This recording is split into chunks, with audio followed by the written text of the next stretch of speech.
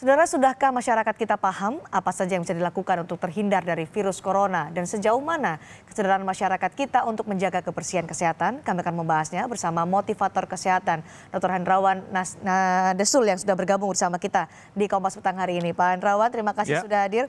Karena ini sekarang yang menjadi perbincangan adalah virus corona. Sebenarnya bagaimana karakter dan sifat virus ini yang masyarakat harus paham? Ya, pertama bahwa virus corona yang baru ini itu tidak ditularkan seperti virus lain yang airborne. Artinya virus itu terbang berkeliaran jauh sekali, tapi bersifat droplet. Artinya jarak terjauh penderita atau pembawa virus itu paling 2 meter. Seperti kita bercakap-cakap ini ya?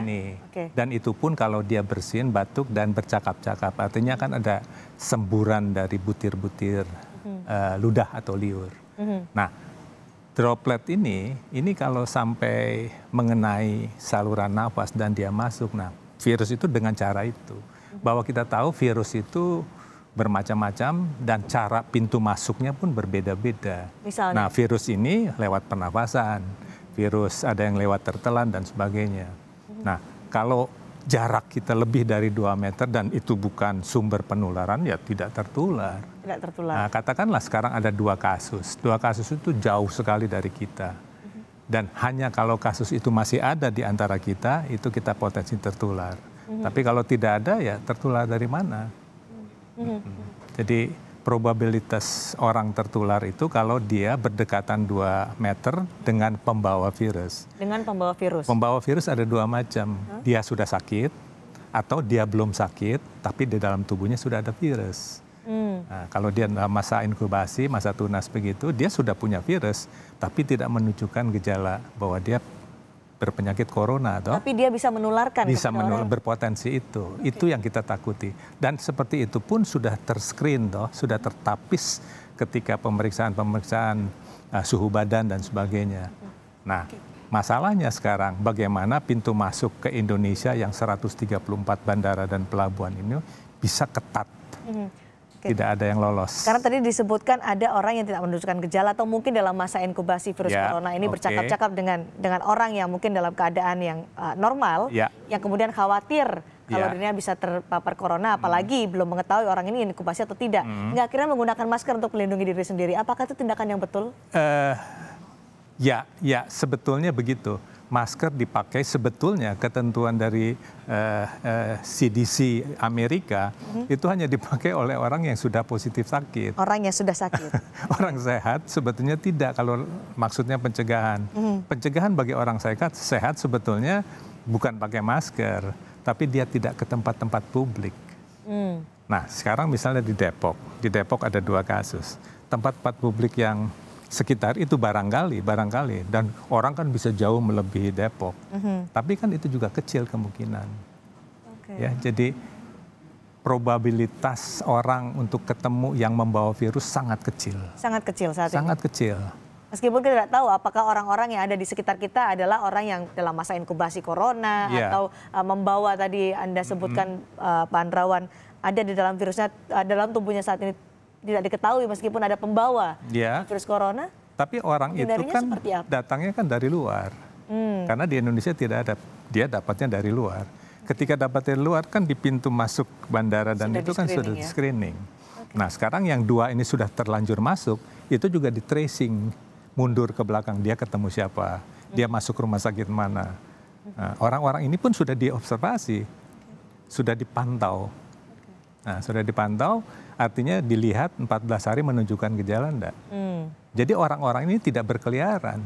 Jadi warga Indonesia tidak perlu khawatir. Betul, karena sudah di tracing. Pemerintah sudah melakukan orang yang sudah pernah ketemu yang 2 kasus ini siapa saja, itu sudah diisolasi, tidak ada di tempat umum. Jadi tempat umum praktis tidak ada. Kalau kita mendengar informasi saat ini beredar di media sosial, kemudian juga di informasi-informasi yang bisa kita dapatkan adalah cara penularannya. Droplet itu ada di benda yang ada di sekitar kita. Kemudian kita pegang benda yang ada droplet penderita virus corona, itu akan sangat mudah kita tertular virus corona. Sangat mudah kalau tangan kita memang positif memegang itu dan menyentuh wajah. Jadi wajah tersentuh, dia masuk ke liang hidung atau mata. Nah dengan cara begitu virus masuk. Sebenarnya usia virus itu berapa lama? Ya, ini susahnya. Jadi kalau virus itu masih hidup di benda-benda atau barang-barang yang bersifat biologis, lendir, ludah, ya kulit manusia, itu lebih bertahan lama. Tapi kalau dia benda mati, mouse atau meja itu dan kering, itu lebih cepat.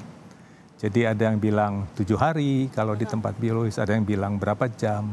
Tapi prinsipnya bahwa virus itu bukan di luar tubuh manusia hidup. Bukan di luar tubuh manusia. Bukan. Jadi Dia kalau tidak akan kemungkinan hidup. misalnya ada di droplet mouse. ini ada di mouse ini, kemudian saya pegang, apakah saya punya peluang lebih besar untuk tertular virus corona? Oh ya tentu. Jadi siapapun, tapi yang pegang mouse ini siapa? Ada nggak yang positif bawa virus pegang mouse? Kan tidak ada. Ya itu. Jadi kita jangan beranggapan bahwa semua orang yang flu itu bahwa dia membawa virus. Membawa virus corona Kalaupun gitu ya. sudah ada yang membawa virus, pemerintah sudah menahan dia dalam isolasi. Jadi prinsipnya tidak ada manusia membawa virus yang berkeliaran di tempat umum. Tidak Tapi ada bahwa itu ada yang kecolongan satu dua mungkin saja. Dan secara epidemiologis satu orang yang positif membawa virus di sekitarnya ada 4-5 orang yang tertular. Jadi kalau 5 orang tertular masing-masing menularkan lagi kali 5 lagi 25. 25 orang masing-masing 5 lagi 125. 625. Nah itu yang harus dipotong. Jadi ketika 2 kasus sudah ada, ditelusuri, di tracing yang sebelumnya itu dipotong, artinya langsung ditangkap. Supaya 5 orang mungkin untuk diisolasi atau dikarantina begitu ya. Nah, artinya akan dipantau yang kalau sudah itu diawasi.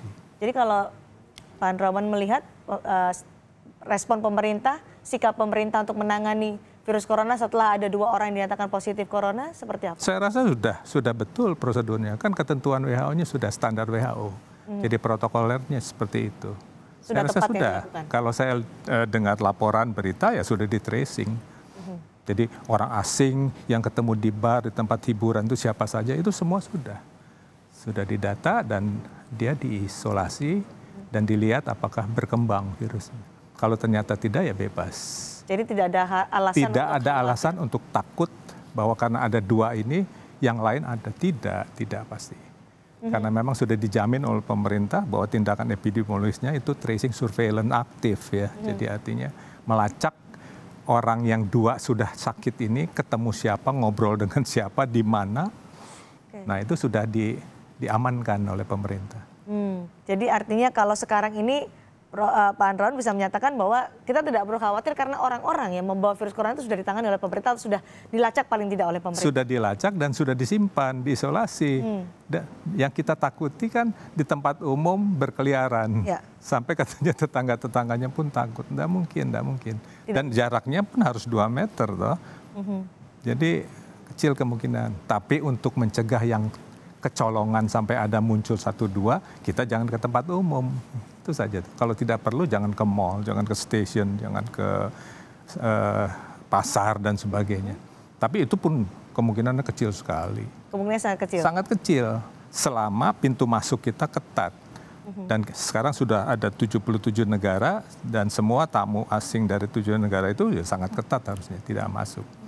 Menghindari keramaian, menghindari tidak berada di fasilitas publik, sepertinya akan sulit kalau kita tetap beraktivitas seperti biasa. Ya. Andrawan, lalu apa yang harus dilakukan untuk bisa mencegah atau meminimalisir paling tidak? Ya susah ya, artinya satu-satunya yang bisa kita lakukan karena virusnya sendiri susah dibendung. Ya. Kedua, bahwa penyakit virus ini sebetulnya tidak harus ditakuti, itu yang mengendurkan kepanikan masyarakat. Bahwa dia akan sembuh sendiri. Buktinya di Cina itu sekarang kesembuhannya semakin membaik. Nah ketakutan masyarakat bahwa kematian bertambah itu karena memang media massa mengangkat bahwa ini kematiannya tambah-tambah. Kalau dilihat kan tetap bersekitar 2%. Dibandingkan SARS 15%, ini cuma 2%. Kalau dia angka kejadian yang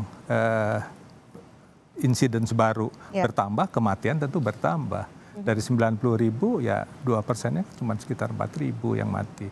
Dibandingkan SARS 15%, 20%. Jadi kita nggak usah takut. Kedua, dia sembuh sendiri, self-limiting. Walaupun belum ada obat, dia akan menyembuh sendiri. Nah, bagaimana? Tergantung kekebalan tubuh. Dan tidak semua orang dimasuki virus corona, dia pasti sakit. Kalau dia kekebalannya baik, gugur. Jadi penyakitnya nggak jadi muncul. Karena ada rumus misalnya keparahan penyakit corona, itu rumusnya virulensi atau keganasan virusnya dibagi kekebalan. Kalau kekebalannya besar, penyakitnya enteng. Kan kalah. Enteng. Rumusnya kan berat ringannya penyakit, keganasan virus dibagi kekebalan. Jadi kalau kekebalannya besar, artinya penyakitnya enteng. Kalau kekebalannya kecil, penyakitnya berat. Kan dia pembilang, penyebut. Oke, jadi artinya kekebalan tubuh, imunitas itu yang menjadi kunci dan juga menjaga kesehatan. Kunci. Oke, nanti kita akan